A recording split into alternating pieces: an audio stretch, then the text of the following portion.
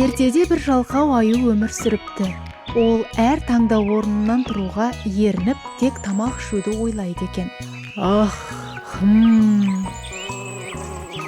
Ал оның көршісі өте ақылды, еңбекқор кішкентай шыбын еді. Бір күні шыбын азаннан кешке дейін ұйқы соғатын аюдың жалқаулығына шыдамай, оны тәртіпке үйреткісі келеді. «Әй көрші, сен неге күні бойы ұйықтай бересің? Бір мезгіл жұмыс істемейсің бе?» «Маған бәрібір, тек тамағым тоқ болса болды. Жалқаудың жауабына ыза болған шыбын жақын маңдағы дана қарияға барып, аюды қалай тәрбиелеуге болатынын сұрайды. Қария оған бір айла үйретеді.